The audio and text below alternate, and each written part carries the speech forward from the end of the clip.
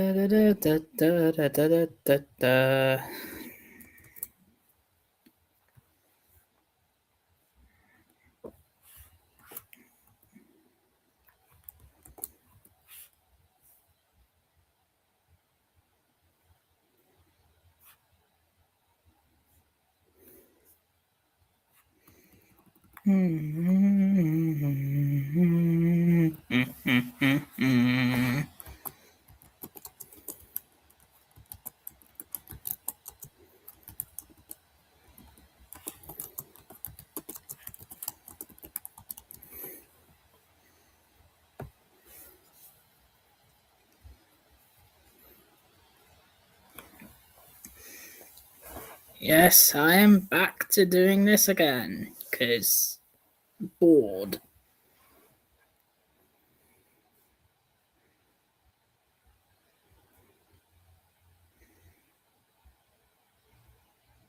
Okay.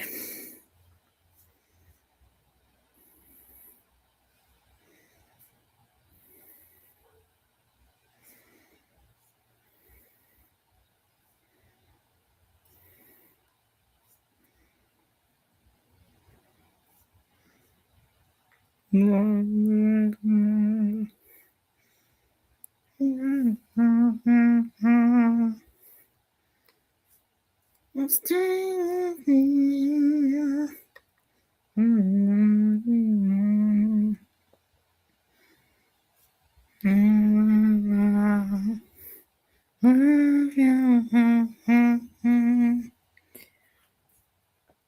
Stay with me.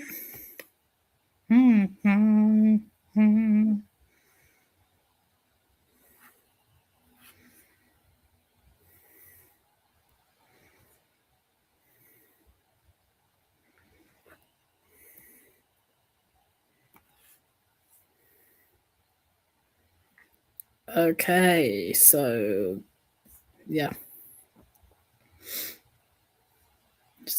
Topham's development. The power of matter. That's the power of matter. Do do do do do do do do do do do do do.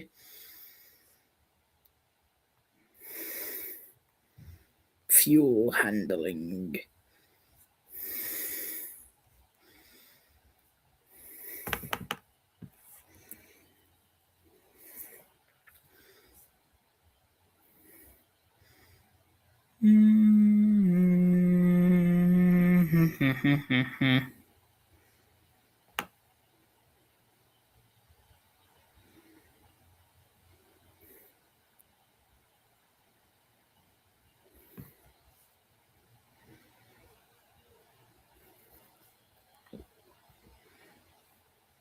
Hello, welcome. Oh, flip. Accidentally pressed the wrong thing. There we go.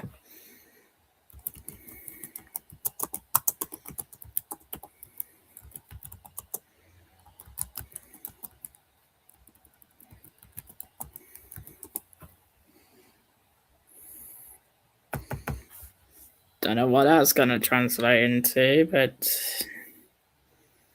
oh dear.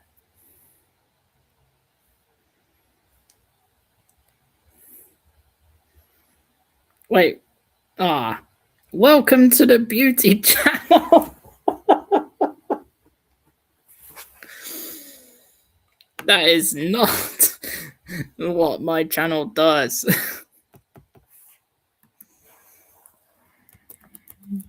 Coca-Cola.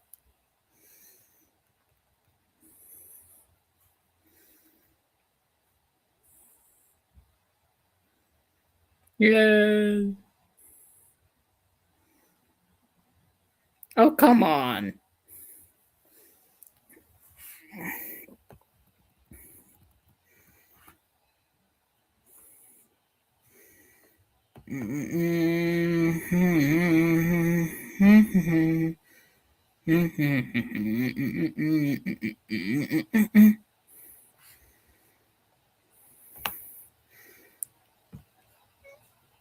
I might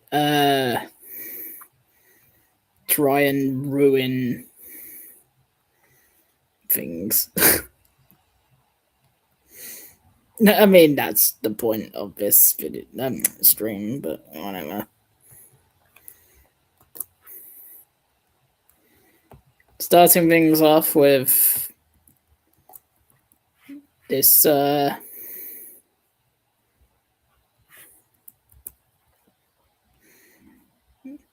well, hero of the rails thing. Ooh, a Scooby-Doo film title, eh? Oh yeah, I might also do that sometime. Thomas was fetching water when a motorcycle passed him. It wasn't long before the rest of the steam team heard this and rushed to Knapford to find out what was going on. Spencer joins in on their conversation. It is revealed she will be staying over the summer to help the prince and princess build their country house. Needless to say, no one was happy with the news and was shocked to hear the news, especially how Spencer ran away from work, jokingly insulting the other machines. That night, all the machines burned and broke because Spencer was using everything wrong. What?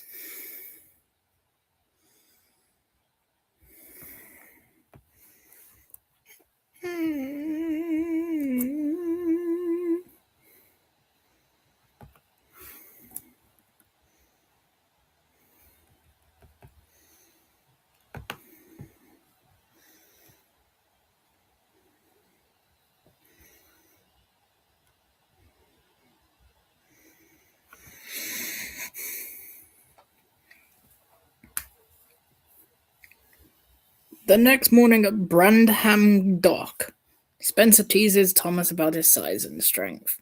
Tom is hungry and the other cars agree with him. Spencer then picks Thomas up early the next morning. He gathered all the logs in the garden to wish Tom good luck. Thomas and Spencer gather for the weigh-in, and Edward announces that the match has begun. And that was a very annoying yawn that just randomly appeared out of nowhere.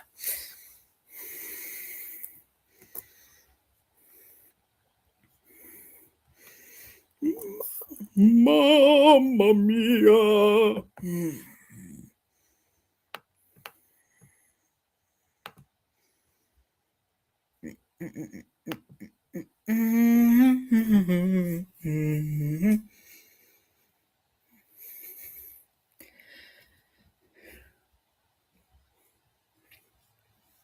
Spencer and Thomas race across the island with the former advancing, the latter crossing the mountains with his cargo.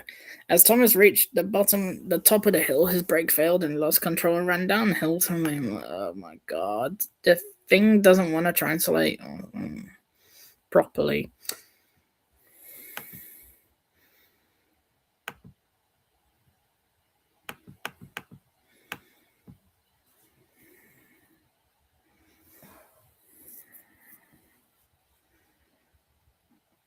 Oh, fuck.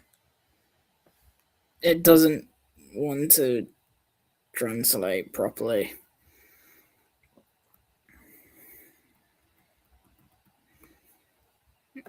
Honestly, I don't know why I'm doing this. And I don't know why I thought it was a good idea to stream today.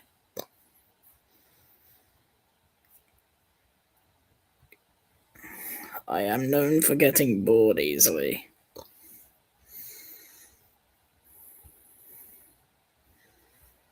I am very known for getting bored and losing interest very easily, so yeah.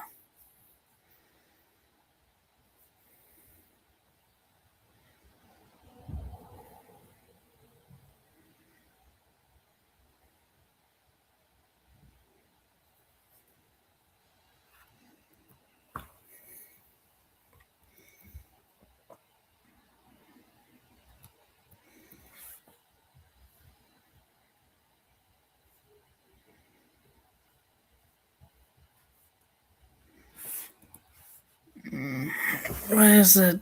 Oh no, there's some of. Maybe I'll just use Kagi Translate. You know, because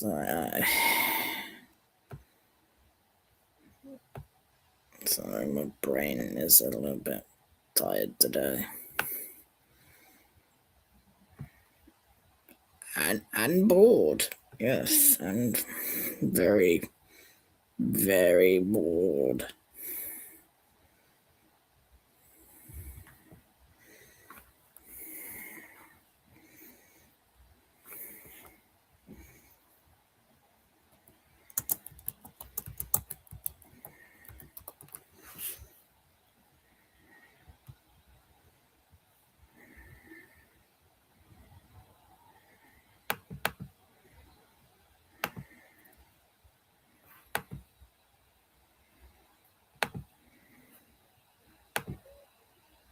Hmm. Okay, I didn't really. Ah!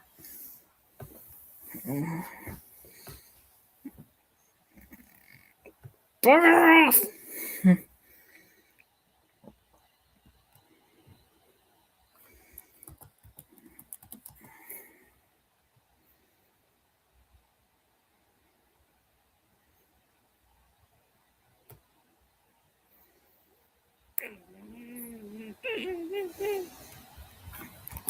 No, English.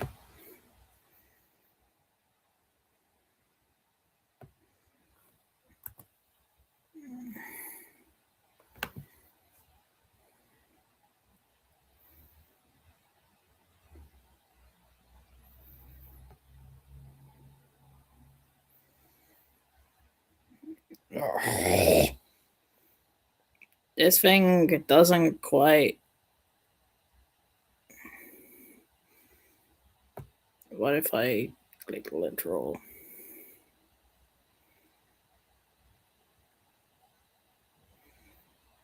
Oh, fudge.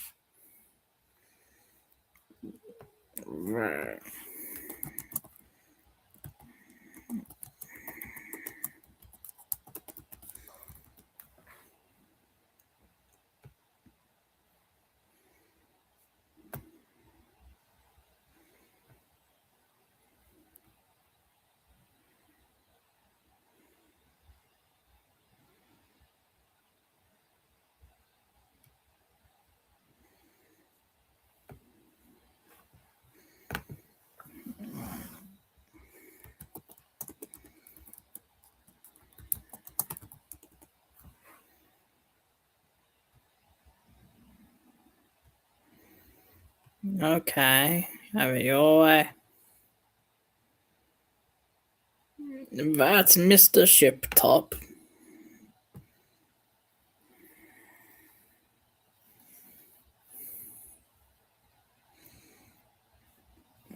Hello, welcome. Sorry I didn't get back to you guys. I was just trying to work out these things. Hello, hello, Kelly. Hello, Mr. Guy. And yeah, I'm good, thanks, Kelly. Yes, I am very good. That Mr. Shiptop. This prompt at what? Important hats. Phantom Times. Shipment atom. System prompt. Symptom prog. What?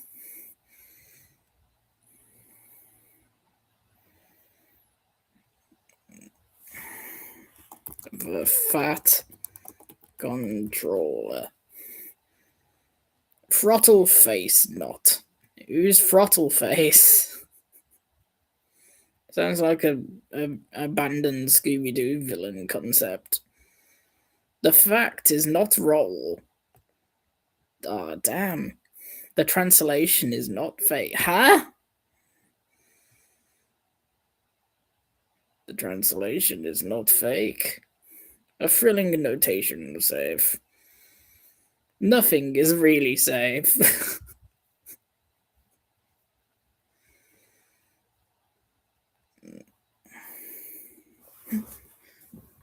Hardly singles Ofan. Who's Ofan? English is really fantastic. Cleaningly infrast.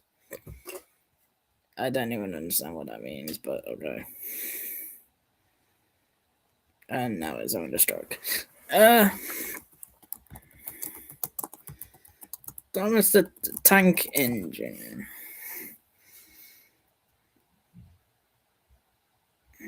Then agent is okay much. What?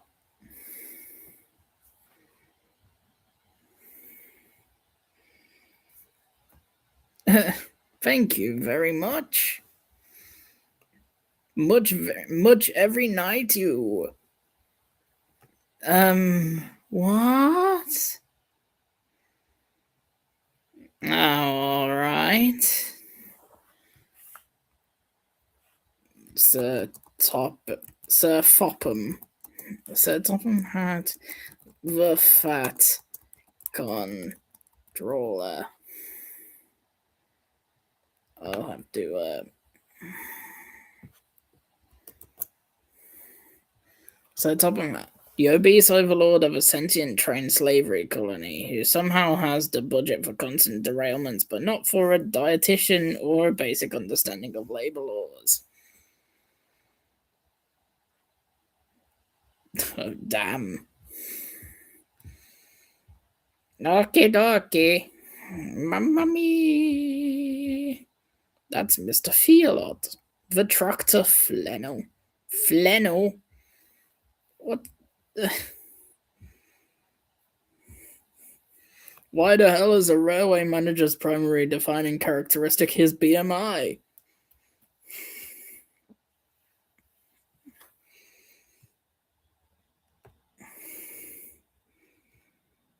Surf top ham hat. A wave riding piece of pork wearing headgear. The fact control her. A person who regulates the truth for a female. That's Mr. Hippo. What? I'm not fat. I'm just big boned.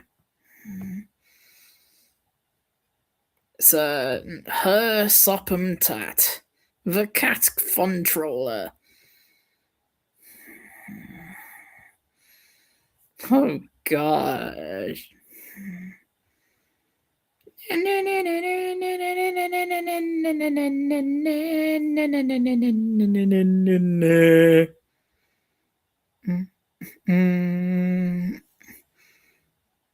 Oh god, I forgot I made some of these languages because you can actually make your own on this site. Hey, that sounds like a name for a guy with a big picnic basket. Jeez, boo, sounds even rounder than me after a trip to the Jellystone buffet. Yeah, Yogi, I don't think that's right at all. I don't need your input, boobs. It's boo boo. Boobs. How dare you use my own name against you, you yogurt.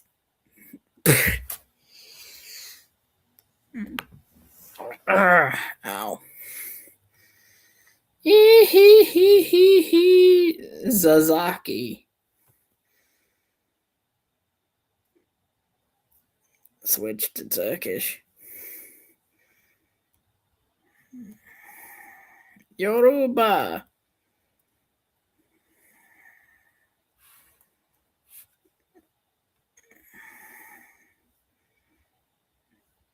Yakut.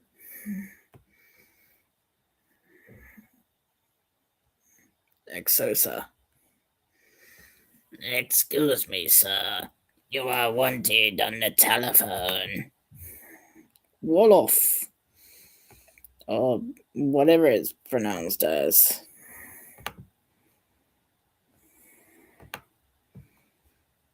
Excuse me, sir. You are wanted on the telephone. South. Whatever. English. No, not Basque. English. Mother. Do you speak it? King of the railway.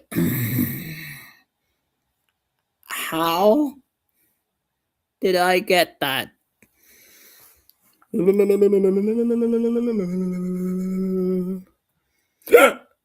Okay, back to this.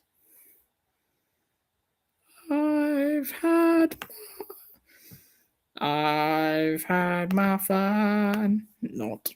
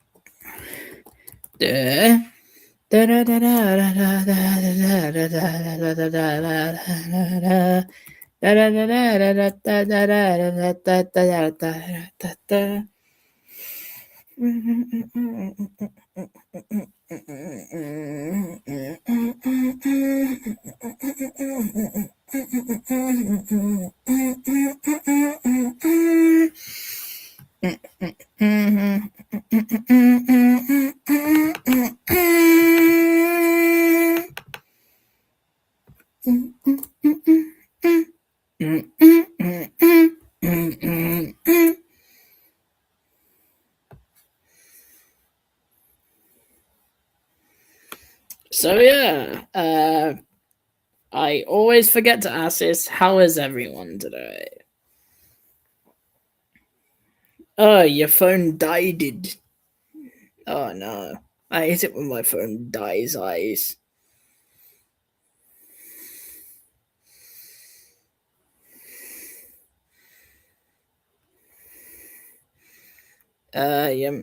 For those who aren't very familiar with classic cartoons such as Quick Draw McGraw, then yeah.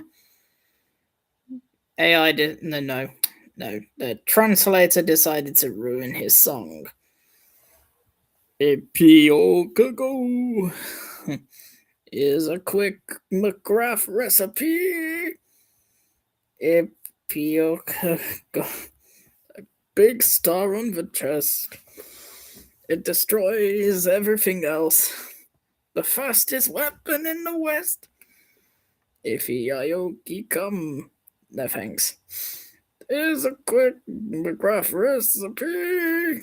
More knights. Quick blow. He longs to meet her. Here's a quick McGrath recipe. How did. What?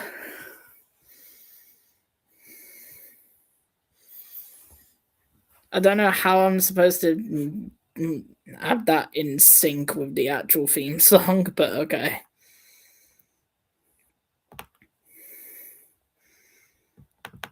Who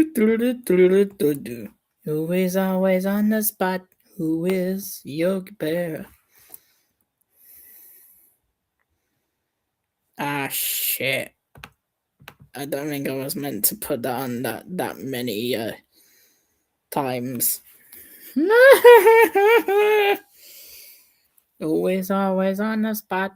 Who is Yogi Bear? Who keeps cool when things are hot? Who does Yogi Bear? Who lives a wild daydream and fall for some fantastic scheme, but always winds up on the beam? Yogi Bear. Do do do do do do do do do do do do do do. Is there another one? Who is Yogi Bear? Who keeps you cool when it's hot? Yogi John. I believe in the world of dreams. Choose another smart plan, but the wind always blow through the trees? Yogi John. Who the hell is Yogi John? It sounds like I don't know. I guess I'm Elton John.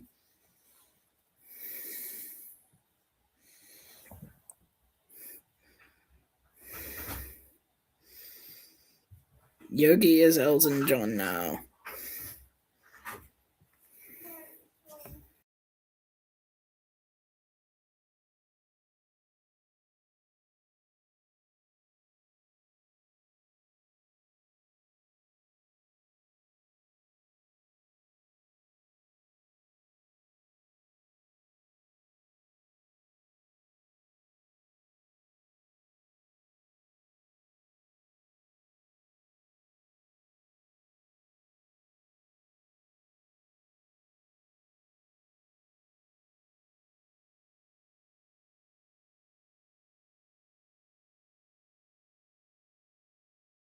Yogi John could be Yogi's long lost cousin.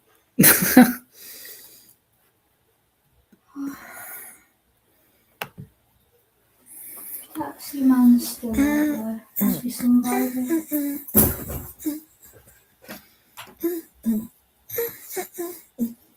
Flintstones, meet your Flintstones. Now they are a Stone Age family from Bear Rock Village. This is a page of history. Send your family 2 meters from Fred. If you are a Flintstone, you will have a great time. I will be you. You are old.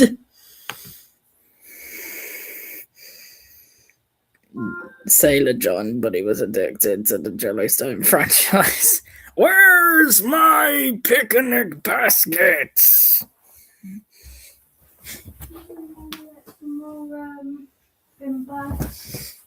Yes.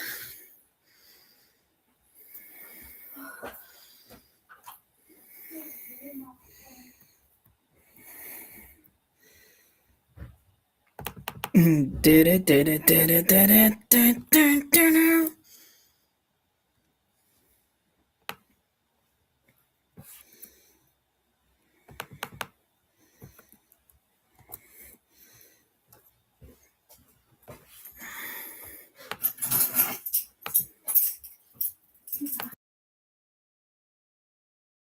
Happy Mom.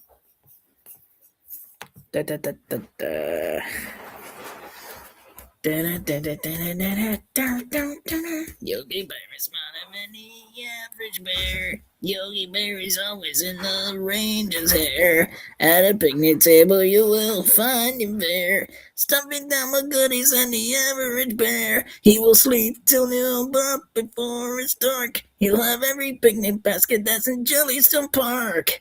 Yogi has it better than a millionaire. That's because he's smarter than the average bear. Yogi Bear is smarter than normal bears. Yogi Bear is still in the guard's hair. You can find it at the picnic table. It's packed with more treats than your average teddy bear. At noon he sleeps, but before darkness falls, all picnics are for sale at Jellystone Park.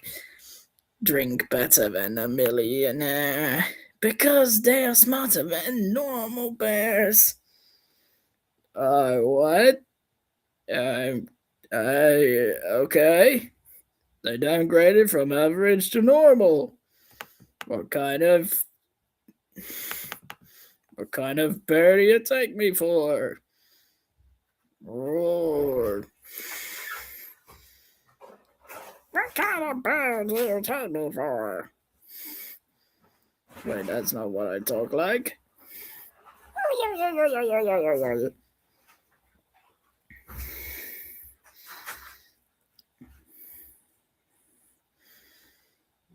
Gee, Yogi. Yogi the bear is smarter. Fucking hell, let me read. Yogi Bear is the smartest bear. Yep, that's me, I guess. Yogi Bear always wears hair security. What? You will see him at the dinner table.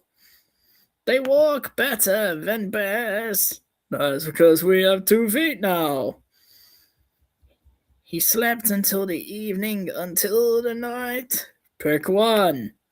All grocery bags are available at Jellystone Park. One Yogi is better than a million. Make you smarter than the average bear. I'm sorry? I don't quite understand. Sand. I don't quite understand sand. That doesn't even make any sense. That doesn't even make any sense, but I like it anyway. Yogi Bear is smarter than the average bear. Yogi Bear is Yogi. Yogi Bear is Yogi Bear is Yogi Bear.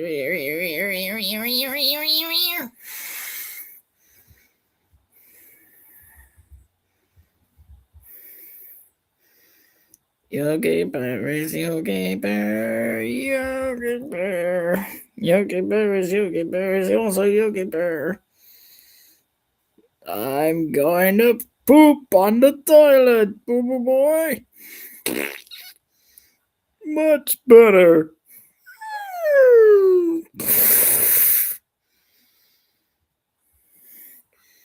All right. Time for a little bit of fun. I'm gonna translate Yogi Bear's big break. Yogi Bear. Rare. The whole plot of Yogi Bear's big break. But I might need to, like, wait, do I have that one? Oh no, that's not the right button. Oh no, that's not the right button. I forgot the thing again. Ooh, ooh.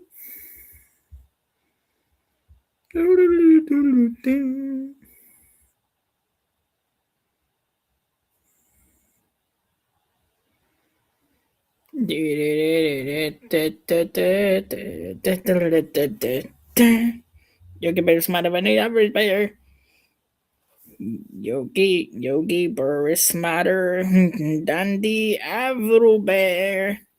Average bear. Welcome back, Pat. Welcome back. I don't know if this will translate, but I'm certainly willing to try. I don't know if this will translate, but yeah.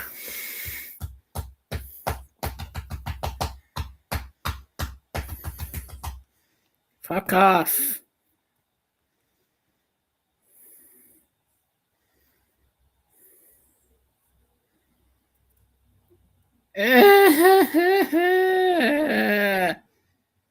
It was almost there. Stop giving me errors, bitch. Thank you. Didn't even translate very well, so fuck. Let's see.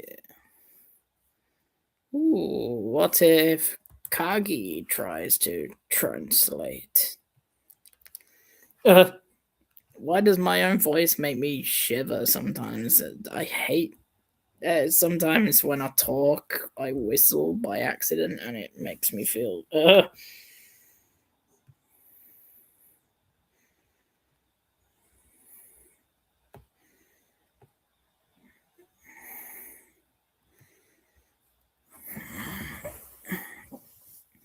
Yogi Bear is smarter than your ass. Oh shit. Funny and brutally honest.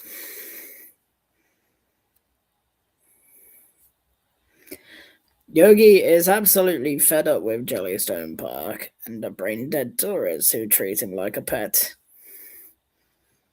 I'm a pet now.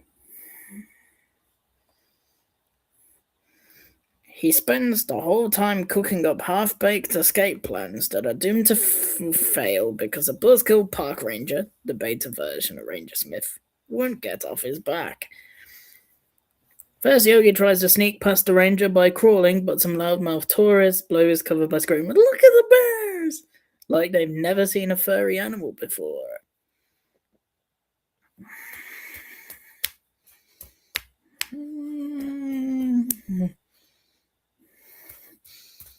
That's a big asshole.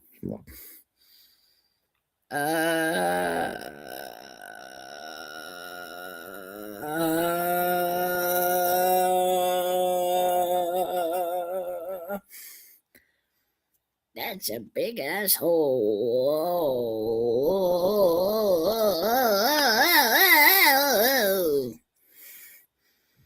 I'm a oboe. Nom. I'm a. Oh my god.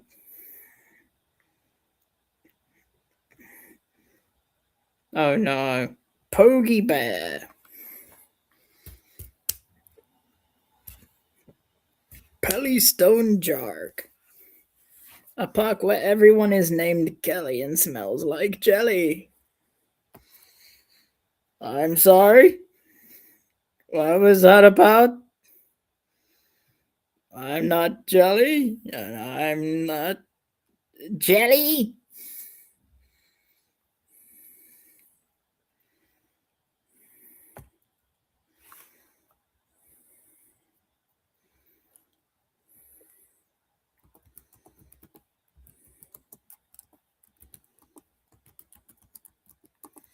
I don't know where I'm going with this.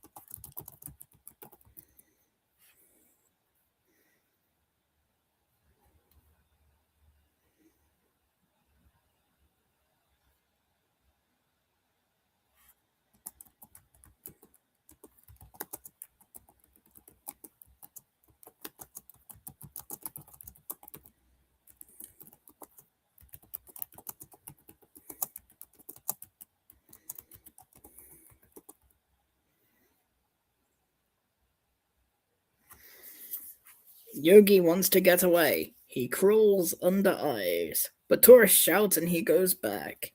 He rides a car but walks back. He dresses as a woman, the ranger finds out. He plays dead on a fender. The ranger stabs him with a pin and he runs back yelling. He tries to vault but hits a gopher hole. He digs a tunnel into the ranger's office. He uses a tree to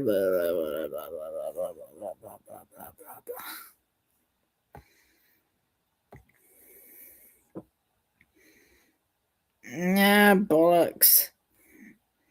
I can't do this. This is just... No! This is too much! George! Alright, Yogi! Don't you Yogi me, boo-boo. Translate it to typos. Yes, sir.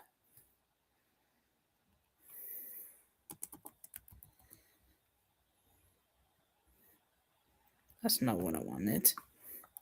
Also correct then.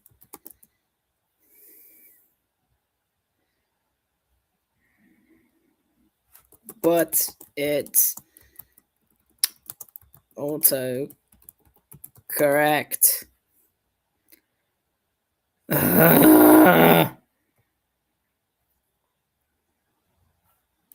Make it also correct.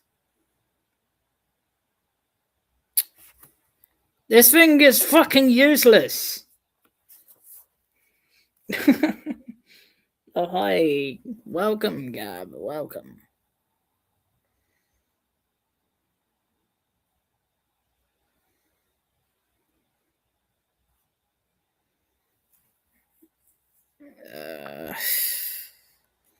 Predictive text.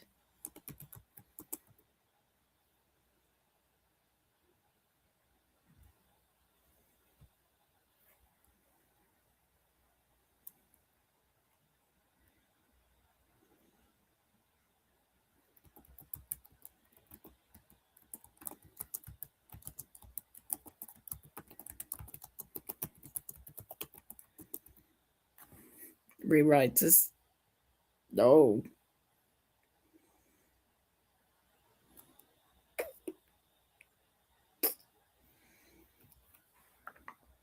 Rewrite as hilarious.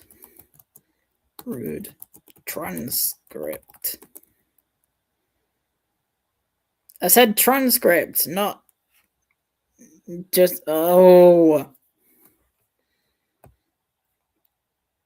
Fine.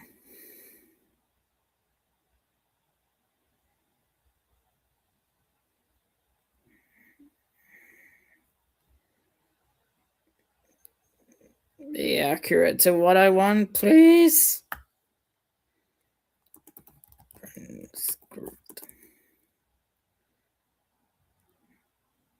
No! I really don't like the fact that this site doesn't do anything right.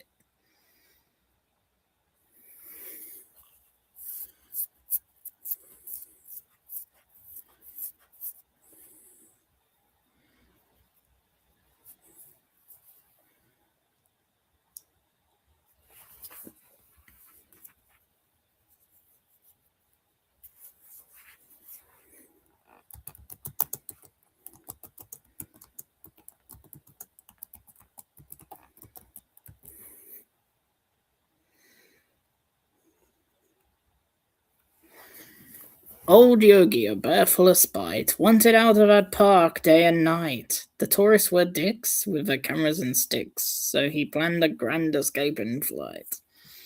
He dressed like a dame in a trailer, but the ranger, that nosy old jailer, saw through the disguise and the bear's hairy thighs.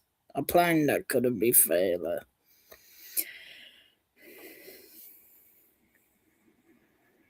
Damn.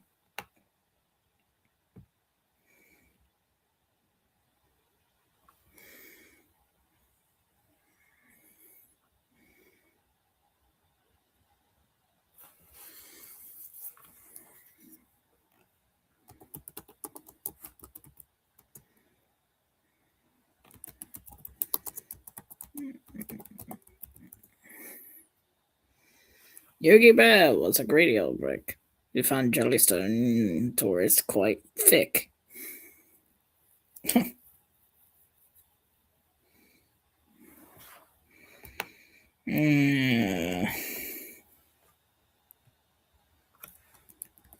Poop. There was once a fellow named Lou who sat on the porcelain loo Why did that? Okay, that didn't even rhyme. That's literally just two words that sound alike. With a grunt and a strain, and a look of great pain, out popped a giant brown poo.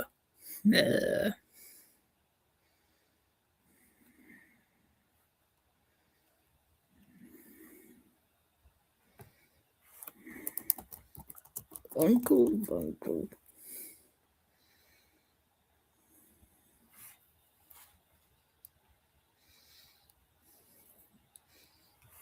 Okay.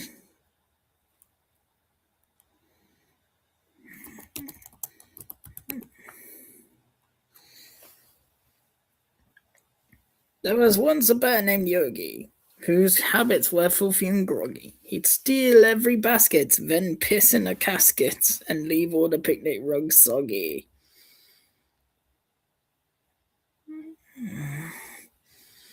Ew.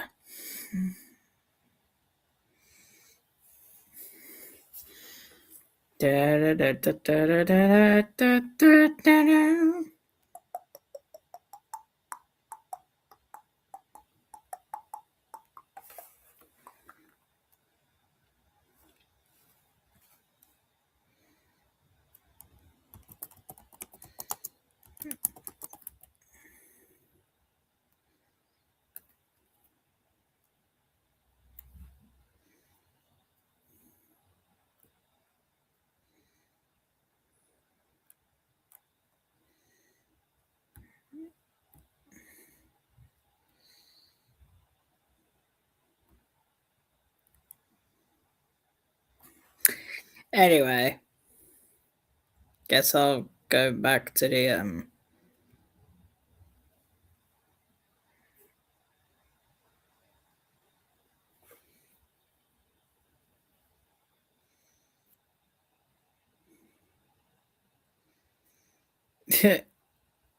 yeah.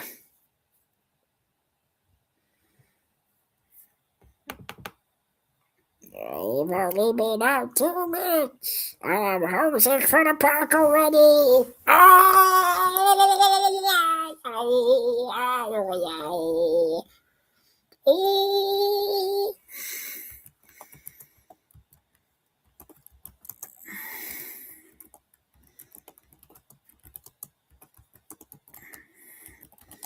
Just give me a sec. I gotta do something.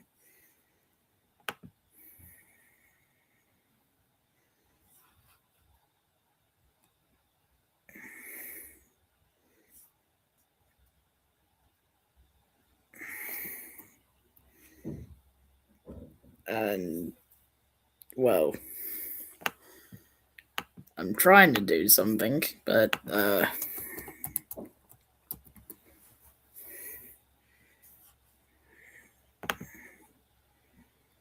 I don't know what I'm doing.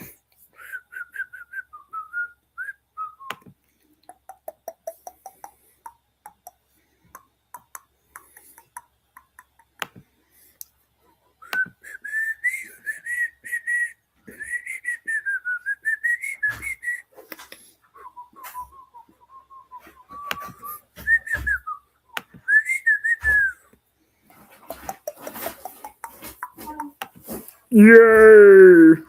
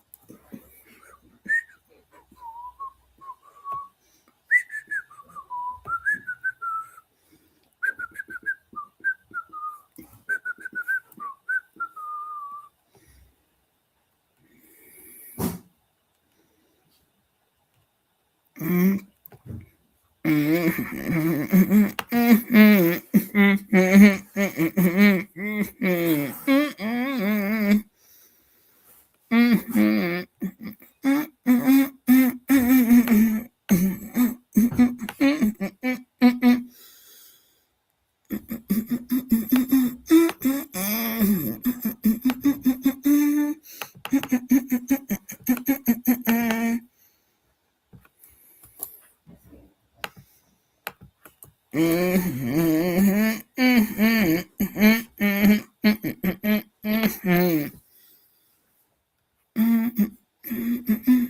works kind of better with capitals for some reason.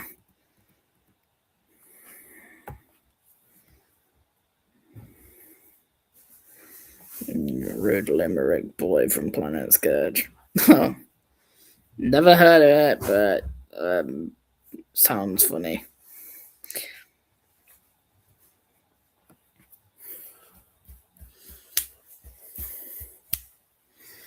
The main exhibit in the city is a wild dog. Different options. Oh, wait, no, I'm singing it to the wrong tune. The main exhibit in the city is a wild dog. Different options for everyone. The greatest story in the world is Huckleberry Hound and all cartoon friends. Huckleberry spikes for everyone. Keep yourself inside. Get what you need from TVs for the Huckleberry brand. Huckleberry Wolf. Huckleberry Wolf. No, you are not a wolf, Huck. I am now, apparently. Apparently, I'm a wolf now.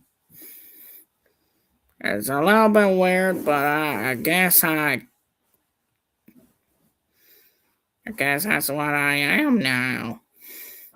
Oh boy.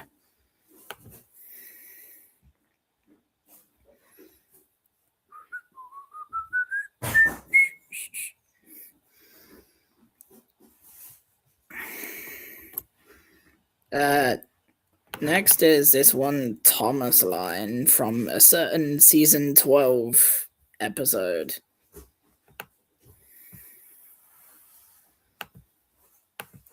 If people don't know it, then I shall tell them.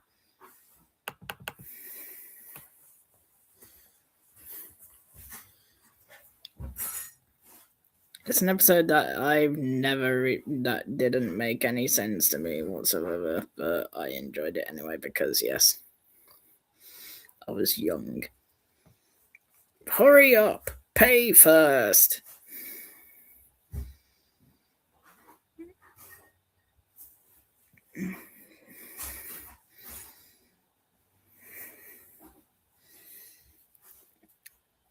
I'm not paying for that.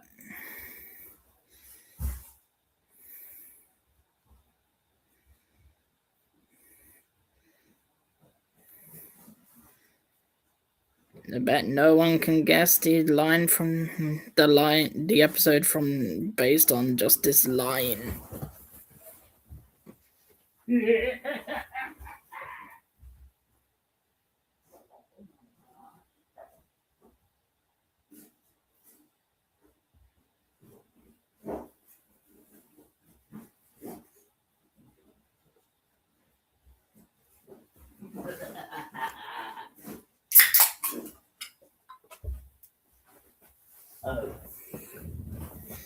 Yeah, the episode's called Don't Go Back.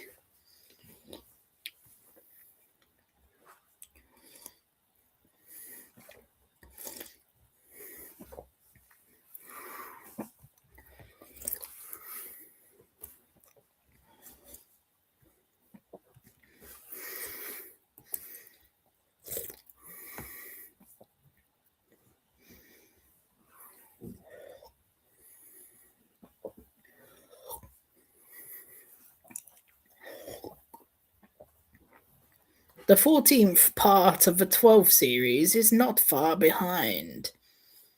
What?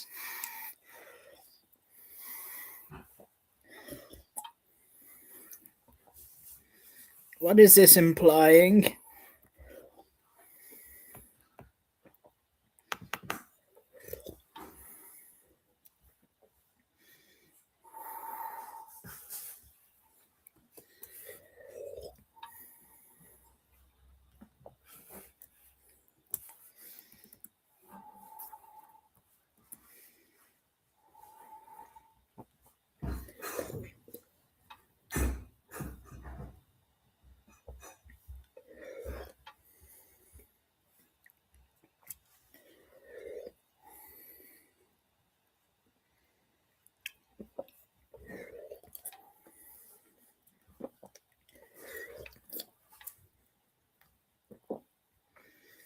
One spring day, Thomas was in the quarry for Thomas Henry. However, Diesel said he did just as well and as fast as Thomas. To prove this, Hopper said to improve it by running backwards and therefore harder. In the second race, Thomas thought he was the first, but in fact Diesel was the first, and Thomas accidentally pushed him into the bumper and hit his head on a rock. Ow! Diesel was so proud of his victory that Thomas challenged him to another race in Washington, where he won. They ran away, but Thomas did not see Mavis walking towards Saujuda, and he did not catch her, so she fell off the road. But Thomas forgot about Mavis, and instead of winning, he proposed cutting President Diesel's ropes. I can't read. Thomas took the lead shortly afterwards, but Diesel did not notice Ali and Bert following. When Henry arrived, Thomas said the car was missing. After completing it, the yard manager will tell you exactly what he did.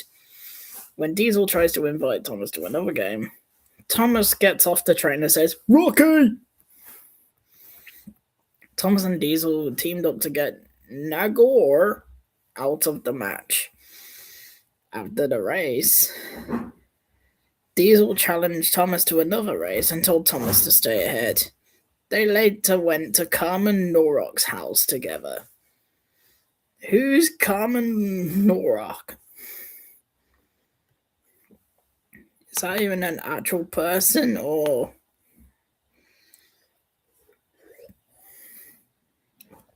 No, it is not.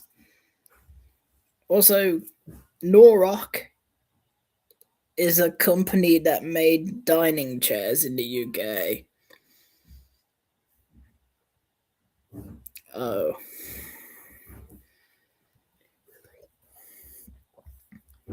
Okay.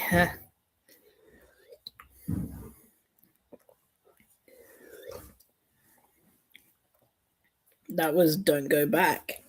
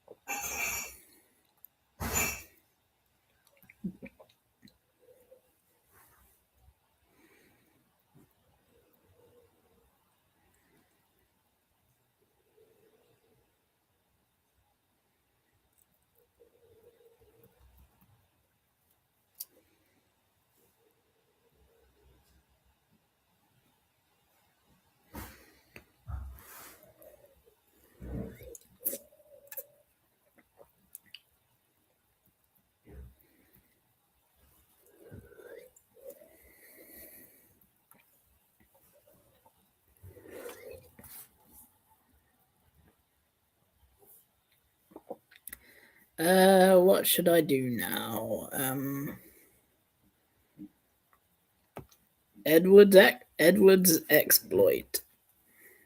Sweet.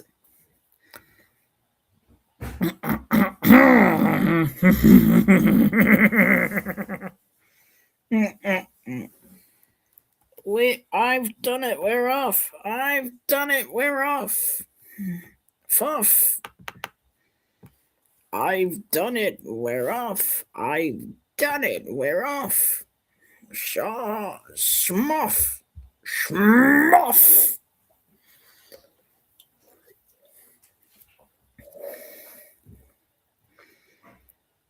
Finally, let's go. Done. Let's go. Oh.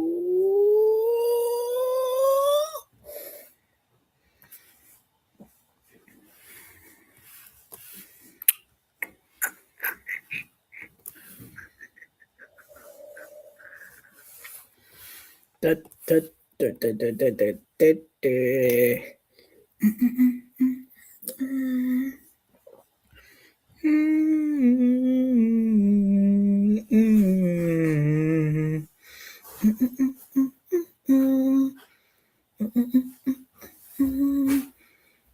The Edward Show, 23rd episode of a second series, based on the title of Agent Line book series. What?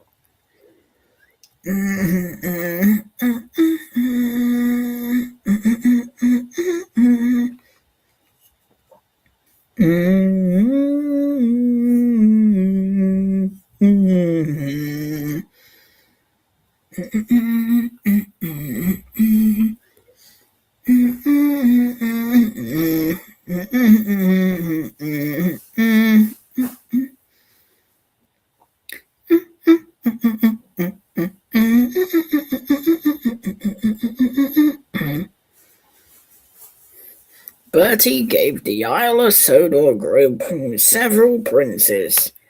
At the end of March, Edward planned to stop and meet them, but this was postponed due to the large number of horses. Gordon kills Henry and James and becomes ill before recovering. I'm sorry.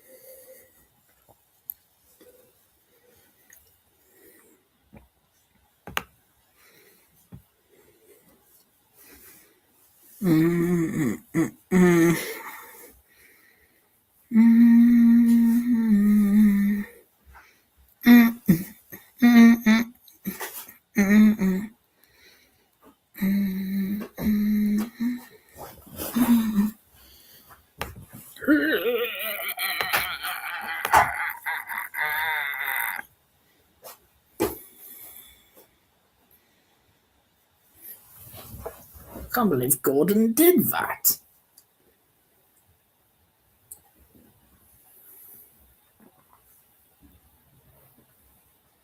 Gordon, why?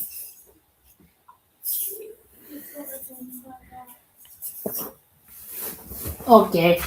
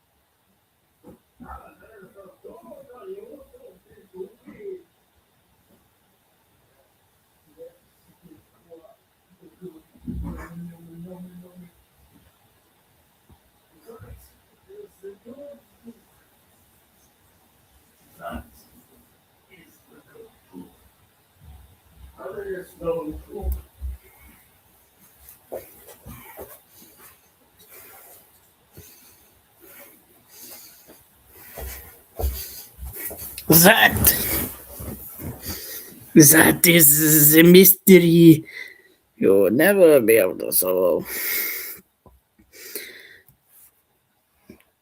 Bebek and Bucko enter Edward's dog and see that the old blue machine is bigger than the other trainers. Hearing everything, Edward finally left the house. When Edward arrived, he saw Bill and Ben looking at him and taking pictures. The rear passenger moved to an independent two-seater seat and went to the Chinese base for work. The artist had a great day and was impressed with the venue and the doubles. I went back today and checked on Edward Knapford. It was nice to come home. The wind was strong and the tank was just outside of Buffalo Edward was full of sand. The water was full of leaks and mud. But before the driver could get out, on the day Edward recovered, someone drove in and stopped. Employee Edwards opened and found the end of a crankshaft journal. He killed her. The driver said Edward saw an old man. His driver reminded Edward that he needed to get the visitor to the train station as soon as possible so he could leave tonight. Edward promised he would do his best.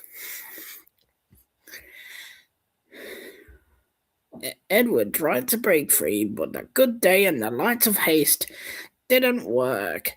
The passengers were alarmed. So Edward's crew separated the carriages so Edward could separate each carriage. Edward could start. This time he would take it slow. He finally lets her go and eventually returns to Knapford, where Henry, now a ghost, is waiting for him. Edward's first passenger was the last to return, but he was able to get off the bus to thank Edward for his kindness.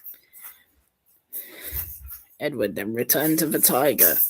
Bebek and Bucko made sure that Edward is safe and Gordon and Jacob respect each other.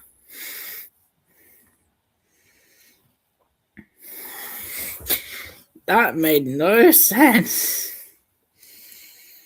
There was like 4 murders in one story.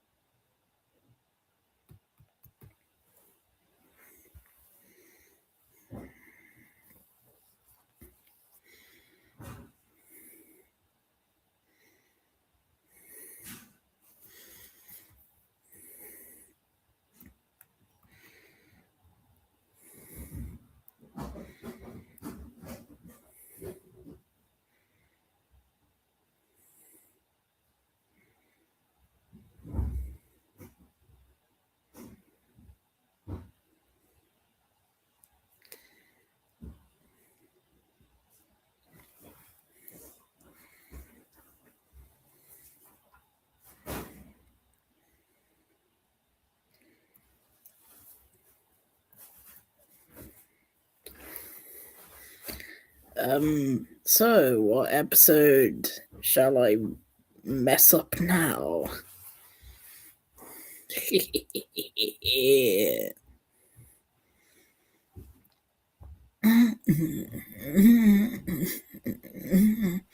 I know, Break Van. Spite Dougie, would you? Take that!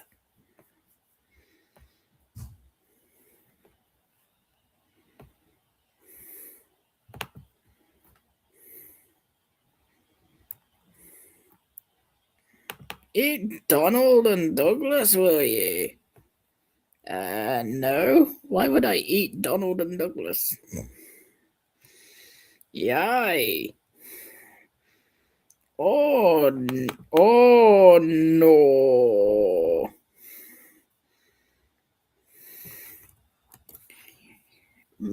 Should I have bread and butter for pudding or just butter? That should be nice. I don't know what I'm doing. Also, I'll probably do a Scooby-Doo episode after this one.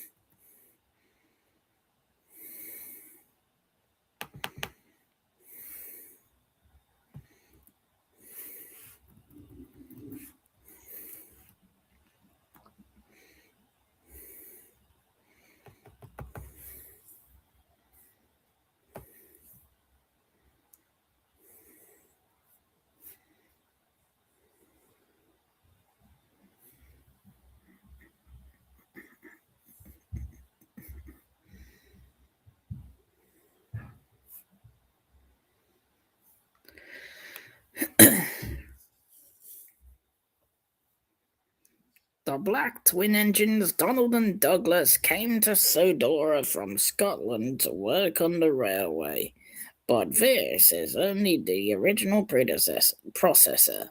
You came to Lithuania. The sudden sound of a car in the yard woke Douglas up immediately. Douglas fights Douglas, chooses to fall from Douglas, attempts to finish Douglas.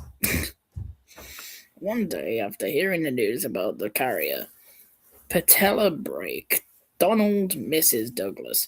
Donald cancelled him and threatened if his behavior continued.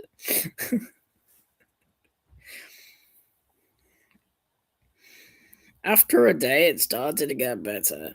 The day before Donald's return from heaven, he asked for and used another wheel. The island chief, he intended to bring Douglas back to Scotland, but Donald had to do the right thing, and Haymack accepted a deal with the famous Sky Leader James. The Fat Manager is correct. James does a great job because he has to do more. Douglas remembers James driving tar trucks because he doesn't remember it very well. Hammy was going west in his yellow car with brakes, so Hammy had to follow several vehicles. What is going on?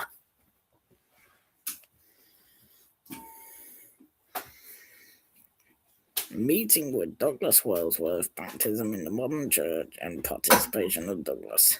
The air pressure still lurked, but when driving, they went directly into the big bumper. Between the weight of a train and the strength of Douglas, the truck broke. Note that the truck broke down. Note that his guard was left dead. Edward set the service train and speed up while talking to Magris. When the truck was pulled over, the Fat Manager was at first upset that Douglas had caused another accident. But Edward heard what he was doing. The fuel truck went and tried to fix something. What? You what?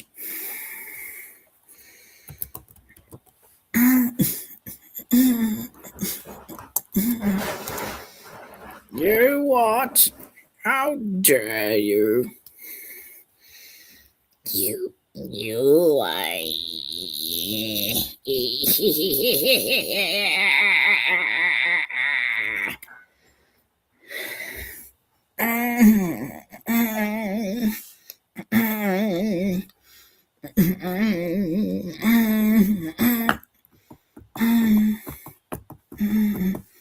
High Rise Hair Razor from Scooby-Doo is up next.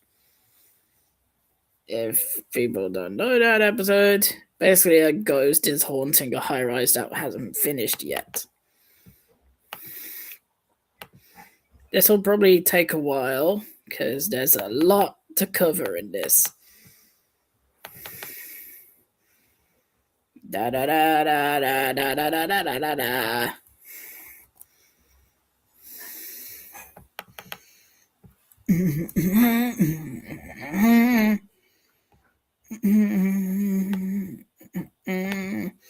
With the spectre of Ebenezer Crab.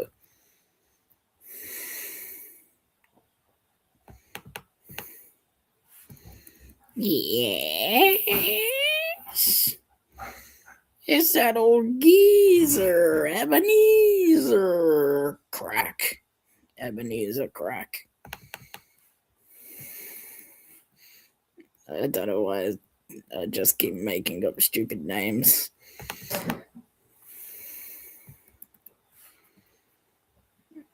Ebenezer Crab is a weird character.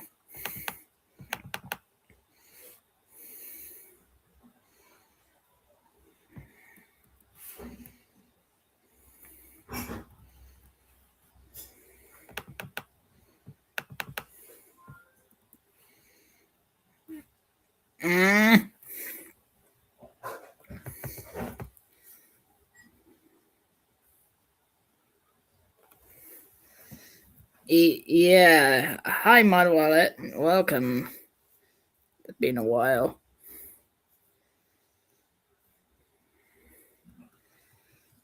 Um. Oh my god.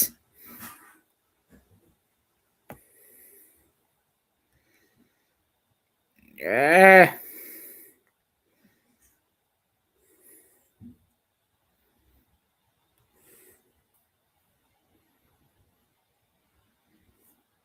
This looks promising. Shit.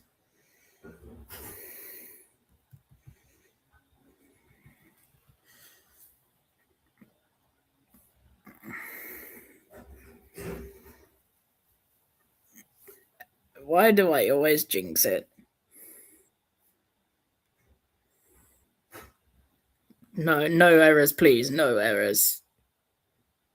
Son of a bitch! It was almost there!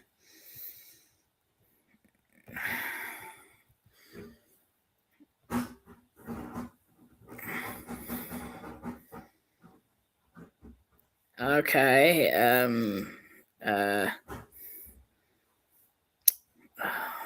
I guess I have to lower the thing a bit. I wish it wouldn't give me errors. Every time there's a lot of text, it does this.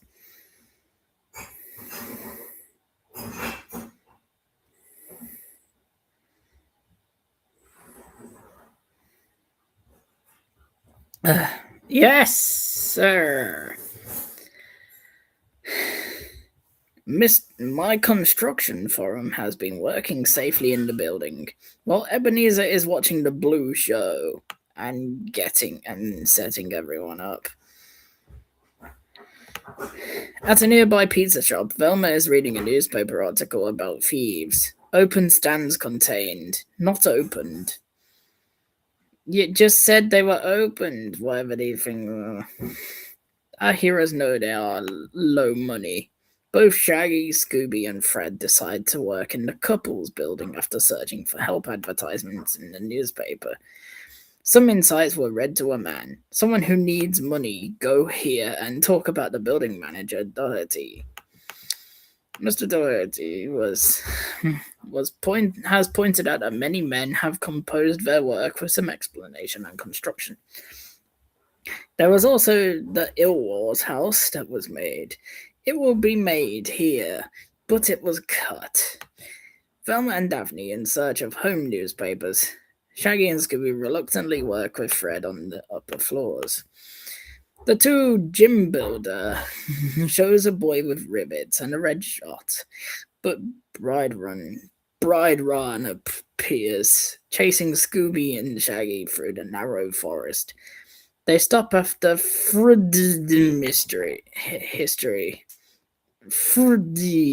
history. Velma and Daphne receive news there that Ebenezer Krabby lives in the house with one. The neighbors caused him from Verictogrammitov comparative years.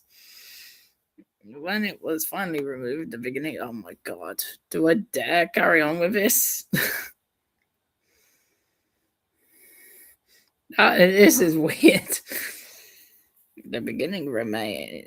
When it was finally removed, the beginning remained standing and stable. Legends say it returns every 20 years to promote itself and keep it strong. Daphne Ebenezer Crab had to be killed 180 years after learning all this while being closed. Daphne was right. Velma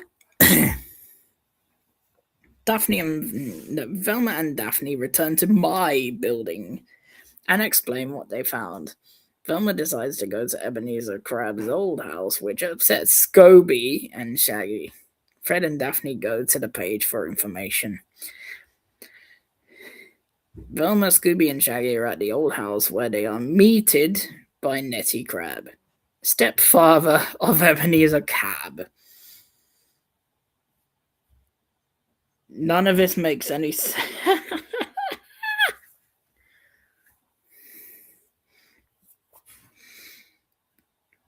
how does a woman who is the great great great granddaughter of Nettie Crab, the stepfather of Ebenezer Crab, who now lost an R,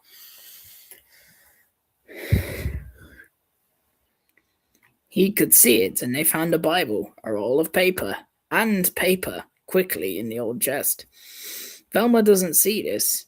You just said they found it. So Nettie comes in and says Ebenezer will be here and invites them to tea, but the council is with Free. He returned to building Mystery Inc. He told Mr. Watt Doherty, become sized, and what he came out to being by Mr. Doherty. Full story that Nettie Crab had been dead for at least 50 years. So Velma shows the others the paper way. Is that like the Great Western way, but everything's paper. Which actually shows an expensive telecopy.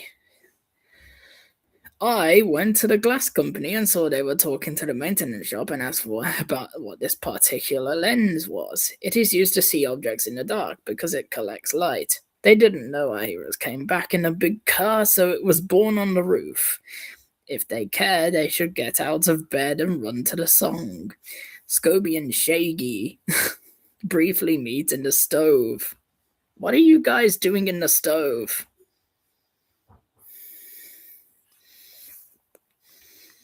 Telecope Spectrum seals labor in emergency. In the pizza saga, our heroes use a new call. They noticed that my building area was in the middle of everything. The secret is starting to combine. The construction site mystery accepts a systematic trap. Oh. Alas, the wall is on. The leader is going. The gold of the spirit is hot. But the information soon pushed in a bad light and leaded the friends Shaggy and Scooby try to complete specifications for the cleaning parts. Unfortunately, Fred and the women are out, so Shaggy and Scooby cut the section to get into the cement bucket. Their strategies only happen in the crump and retreat when going through the narrow lanes. Oh my god, how am I reading this? They struck another, and he raised with a hanging bow. Peace and women. Nova went to the banana building and ate the building where Nettie is. Toussaint succeeded, came out on his back, and took his fight with Ebenezer. Not Ebenezer. Shaggy Rogers and Scooby-Doo. They ate the building because it was made of bananas, apparently. They opened a prayer. This statement has a red plan and Jim needs a network. Secrets, including all religious parts using red and fire. Start the trial because you can see all the thieves. Buildings. They have a powerful telescope with ways of observation. Let Jan and Jim all look at their owners and open their traffic to identify the connection. They're also following the building of Mr. Doherty because the big one turned off its meaning, so that the building never got life again. To avoid this, Scooby found the stuff. I'm reading! Scroll down! Scooby found the stolen money hidden in the store. Scooby is a special pizza police master. He ate almost all of it. Shaggy asked for the last one, but Scooby just gave it. That's so he actually shared in the translation.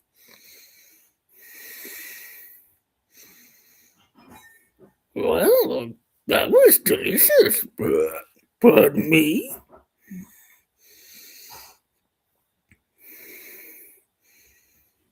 It could be worse.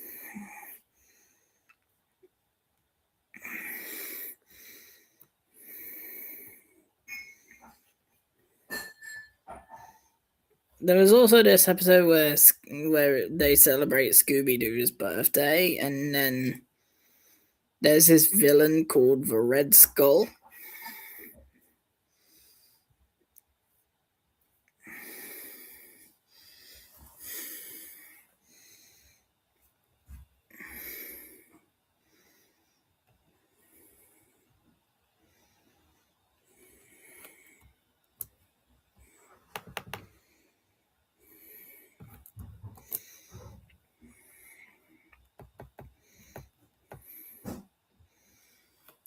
That was a really weird episode.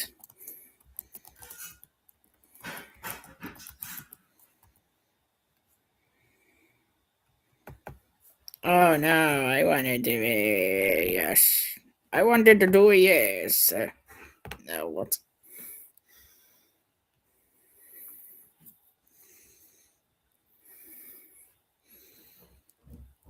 Scooby Dooby Doo, looking for you. Boom, boom, boom, boom, boom, boom, boom, boom, boom, boom. The episode is literally called Happy Birthday, Scooby Doo. Today is Scooby Doo's birthday agency, and it's Scooby Doo's birthday. Duh! They're responding to a television news report about the attack. The only thing holding it back is its crazy round hood. Kapaki ghoul towards TV Z-pop. Watch safe, Scooby, but it's your life. A Scooby-Doo themed birthday surprise, hosted by Mark Winkendale. Who what?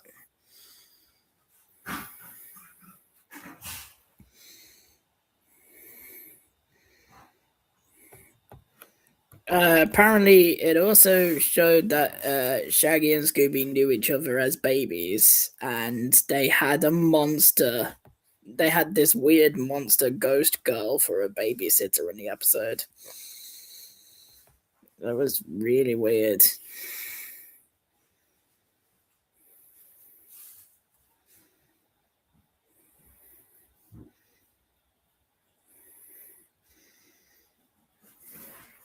The series includes a movie featuring Baby Shaggy, Scooby, and their monster gnomes.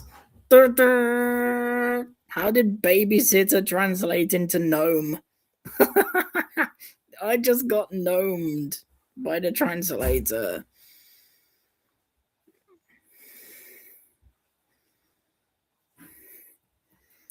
What naughty gnomes!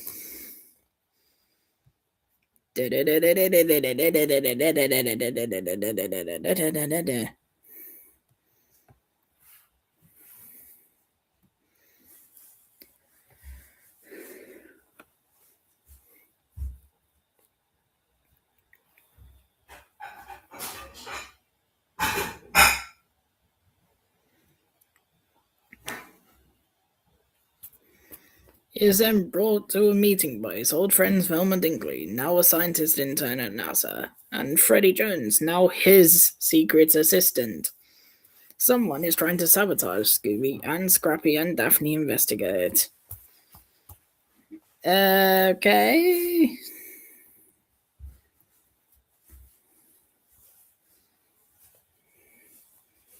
Yeah, Fred gets framed. Yeah, I remember.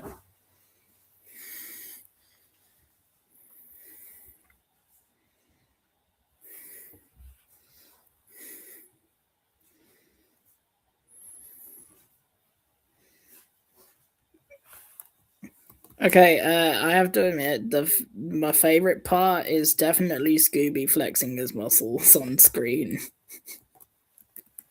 Until they shrunk when he saw the Red Skull, of course.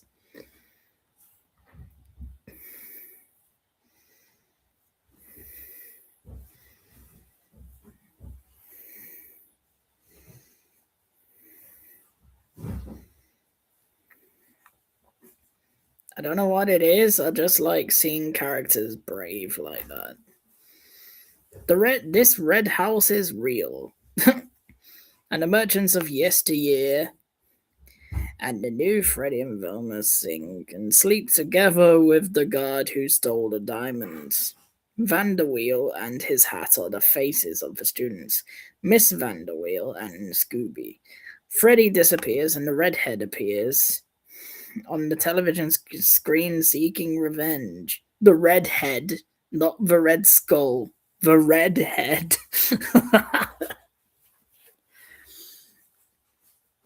I have red hair, Scooby Doo.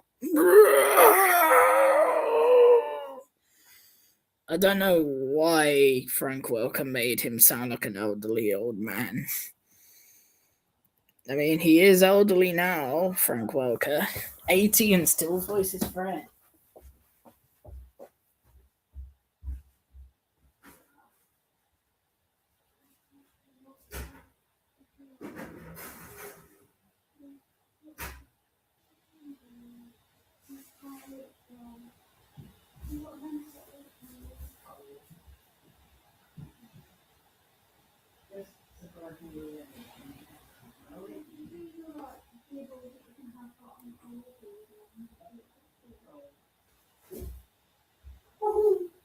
I can't wait. Bye bye. Oopsie. Okay. Where was I? Oh, yes. Oh, yes.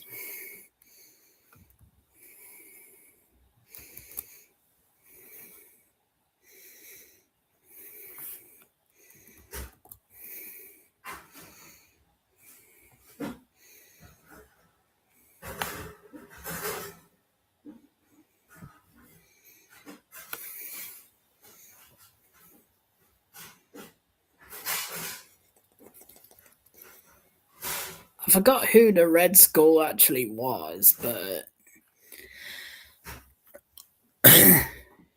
Vanderville's red collar was stolen. Scooby and Little Red Riding Hood throw it away. Are you serious? The Red Skull became Little Red Riding Hood. Yeah, and Frank also voices Scooby now. Since Don Messick passed away. Rest in peace. Okay. My second, Don Messick is obviously one of my favorite voice actors. Another voice actor I like is Dawes Butler, and yeah, he's pretty good. Until he passed away in 1988. I mean, who doesn't like Dawes Butler? He voiced Yogi Bear.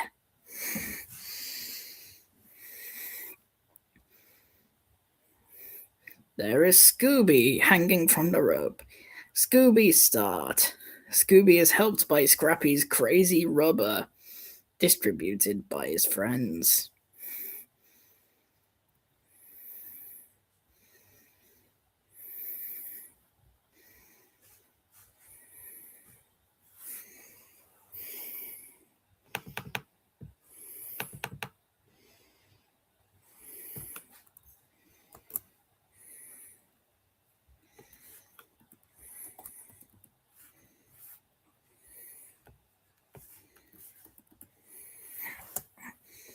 Na na na na na na na na na na na na na na.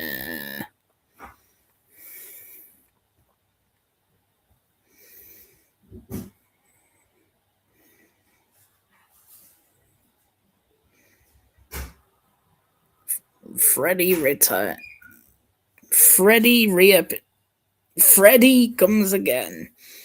What? The director asked. Everyone is looking for advice, and Freddy claims he went to the place. Ruin, and the girls find Fred's doll in the sky. Hey, I don't play with dolls. The jig's up, Fred. This is not what I had in mind.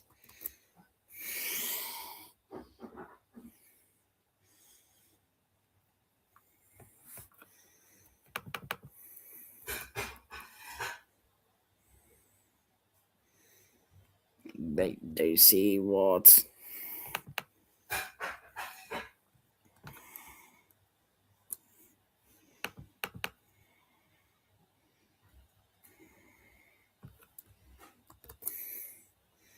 Scooby Dooby Doo looking for poo.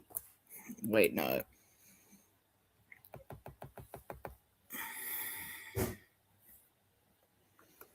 The doll must be flying. Because, yeah.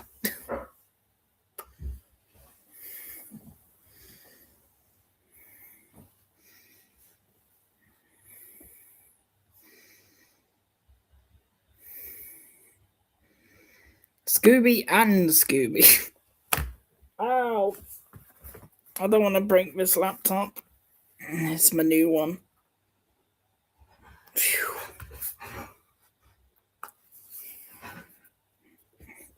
Scooby and Scooby looking for a birthday present. Find a red skull.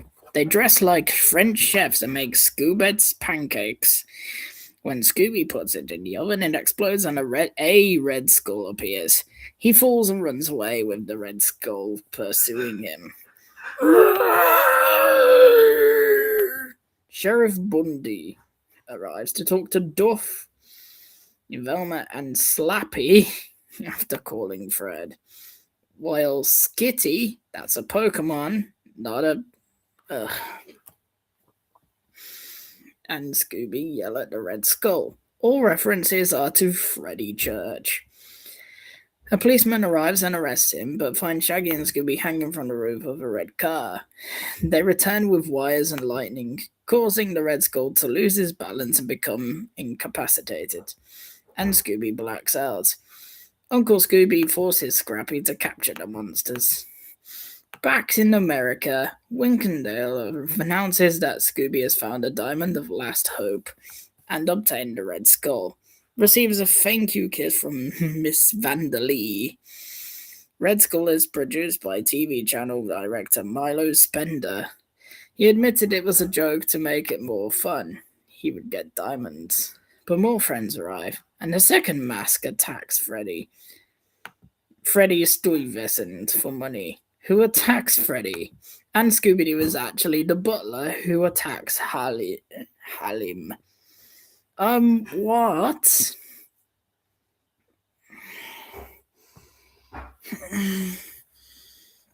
There's a lot going on here, and I'm not sure I understand, but yeah.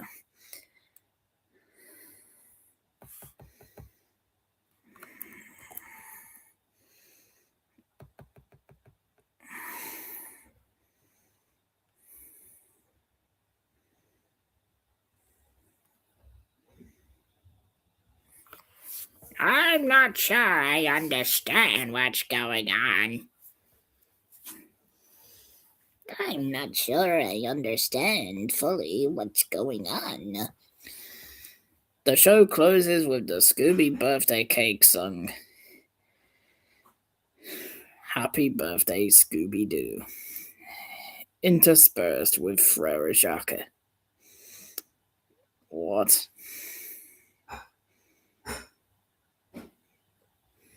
He proposes Shaq, but he decides to keep the first tier.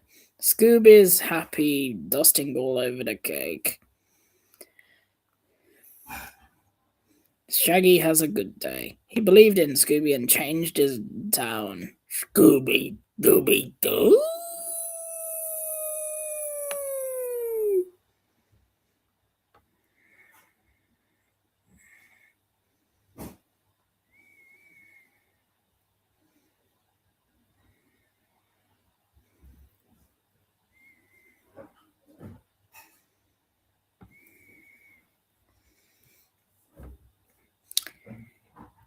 And that was that.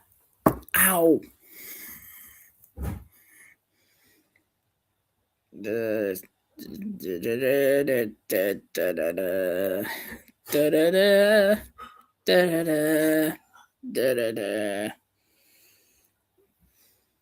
100 minutes into the drill, my god.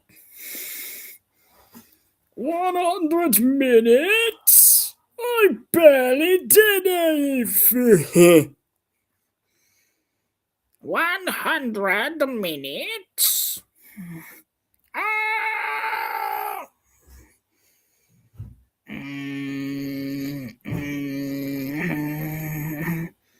There was a weird Yogi Bear cartoon in 1999. It was called A Day in the Life of Ranger Smith from Yogi Bear. And it was drawn in the same style as Ren and Stimpy for some reason. There was a lot of hilarious moments in there, especially a bit where Ranger Smith broke into Yogi's cave just in time to see Yogi and Boo Boo having a shower without their fur while looking directly at their crotch areas and checking off a list or something. It was weird. It was also Greg Burson's last role as Yogi before he went to prison.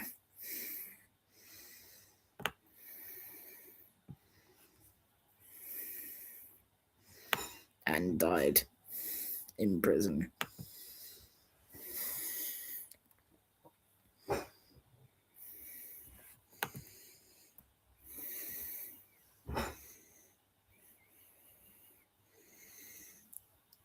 For some reason, it had the Oggy Doggy and Doggy Daddy intro at the beginning of the episode. At the beginning.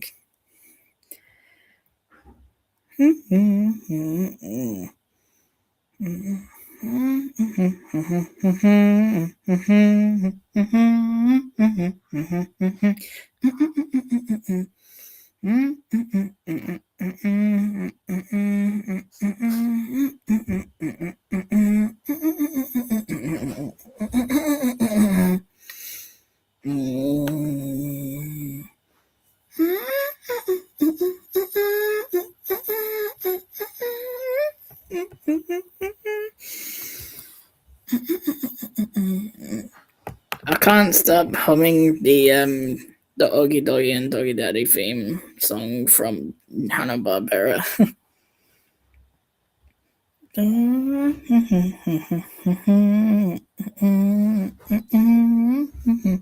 It was like a special episode, not so much a movie, because it was quite short. But yeah, I'm translating the plot for it now.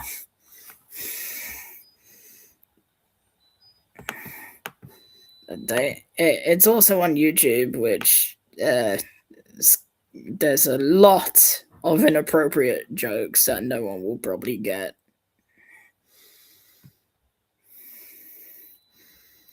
This moving memoir by Yogi Byrne. A blacksmith wakes up one dark morning to discover his passion for the job. After that, he came out and went down the mountain in front of Soraya. Every time he passes this tree, he goes through the forest and changes his form. Yes, because every time he walks past a tree, he ends up changing his model, which is a reference to the fact that his design kept changing in every episode of the original show.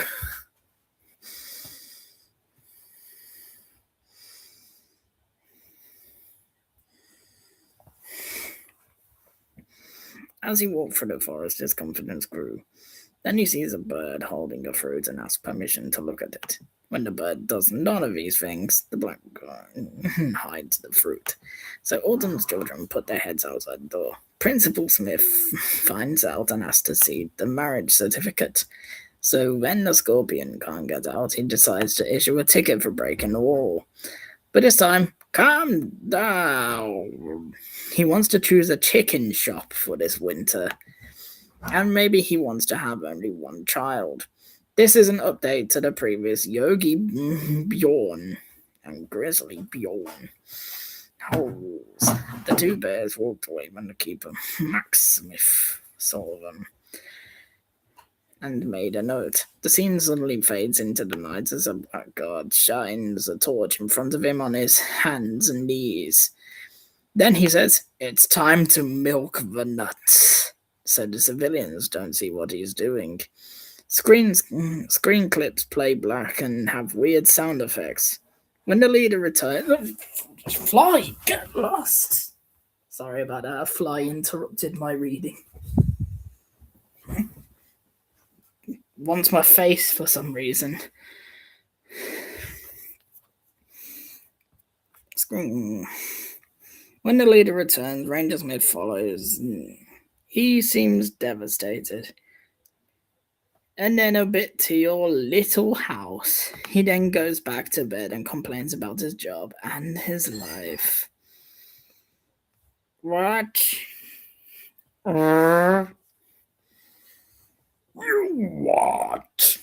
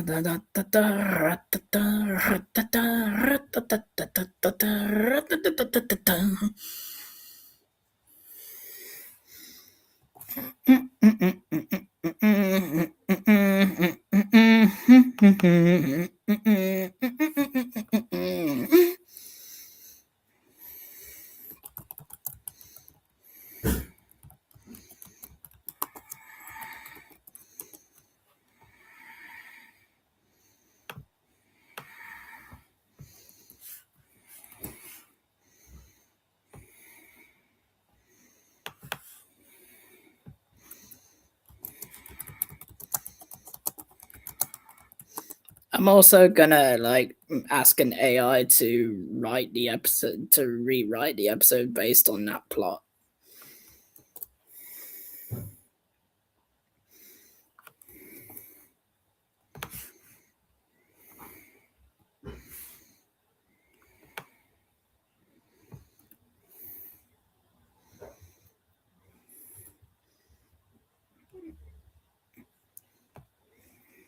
I don't know why I'm doing this, but I want to. I hate these captures. Go away. Go away.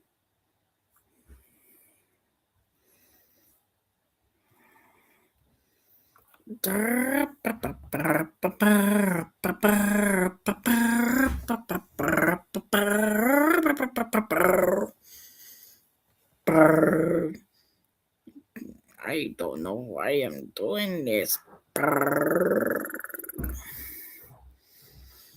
I don't know what I'm doing.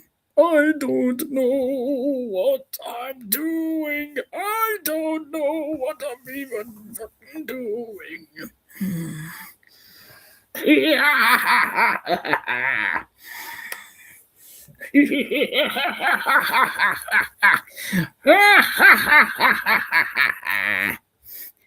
Why aren't you loading?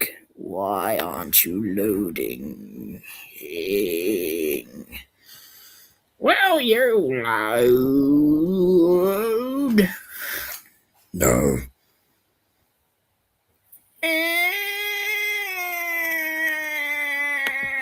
Okay.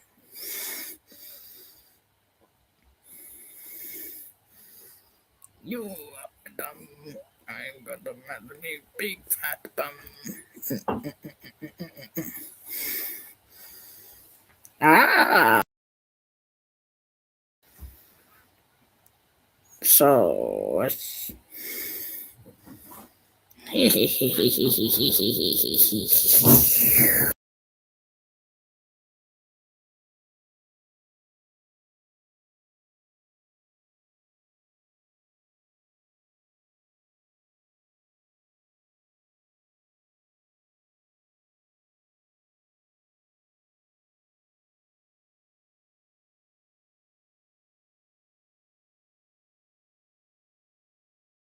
oh, now it loads. A miserable grey morning. No birds chirp, no breeze blows. Even the trees look like they're reconsidering existence.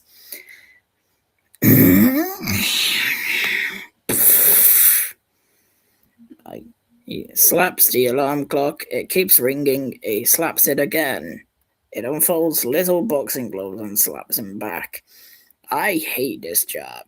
I hate this bed. I hate this alarm clock. And if this is oatmeal day again, I hate breakfast. He swings his feet onto the floor, steps into slippers, and immediately lands into a wash basin. Wonderful! I'm losing the furniture.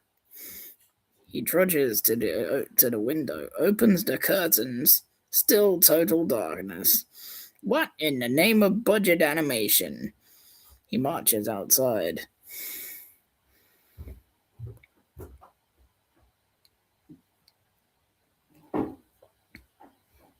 Rise and shine, you freeloading orb.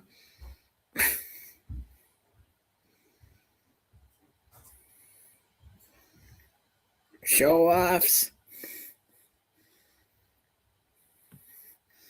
Ranger Smith trudges down the path, grumbling.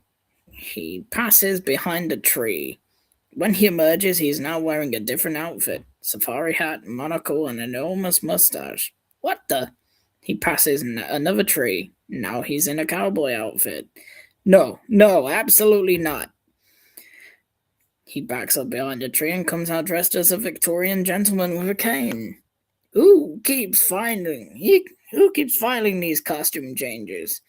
He stomps forward, passing tree after tree. Lumberjack Smith, ballet Smith, pirate Smith, astronaut Smith. A version of Smith that is just a tie and a hat somehow. Each time he gets more annoyed until something changes. As he continues, his mood starts improving. Well, the pirate one had authority. And Duke cut a fine figure of him as a man of the frontier.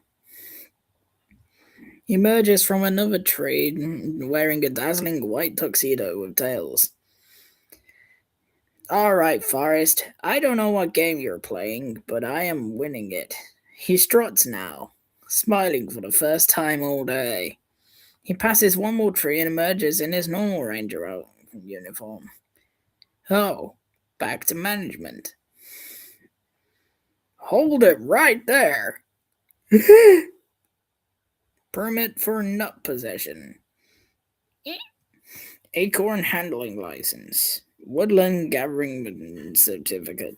Tree to ground transfer authorization. Anything? A likely story.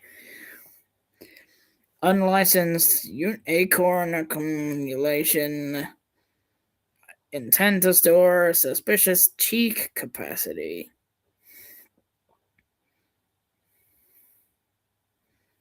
Oh, and what do we have here? Marriage license. Joint nesting permit. Family occupancy paperwork. Minimum commemorative wood chip certificate. Forgery. I might throw the book at you. I ought to throw the book at you, but I'm gonna let you off easy this time. You will store pickles for the winter. And due to occupancy regulations, rodent subsection C, you may only keep one child.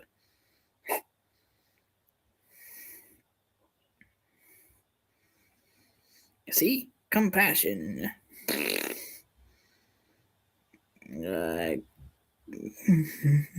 Cabin hygiene audit, section 4.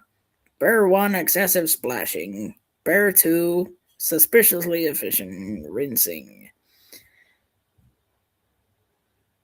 Ranger Smith, why are you inspecting our shower routine? Yeah, this feels weird even by park standards.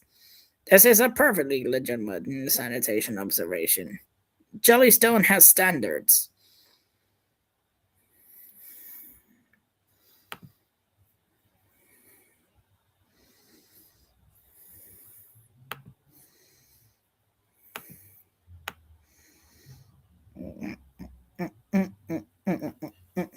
Ranger Smith, Does this mean the cave passed? No, it means your drain sings.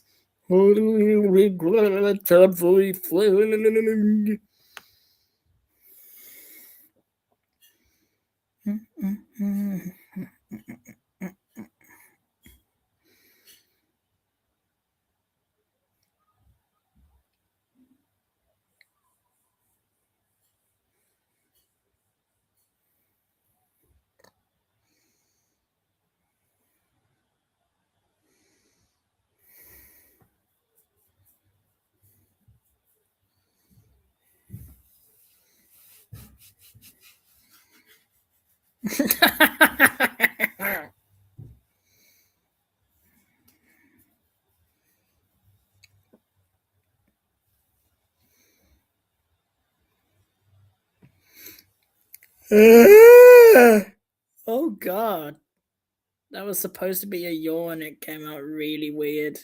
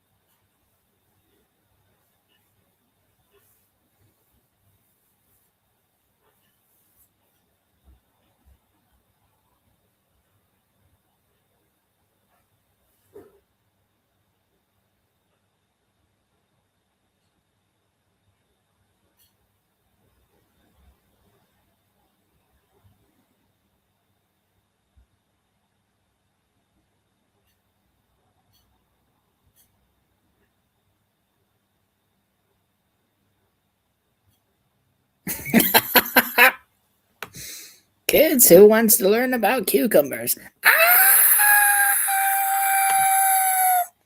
I mean, no thanks. Also, because I am slightly getting tired and bored-ish, I might actually leave the stream. Thanks for watching. Have a lovely day and all that.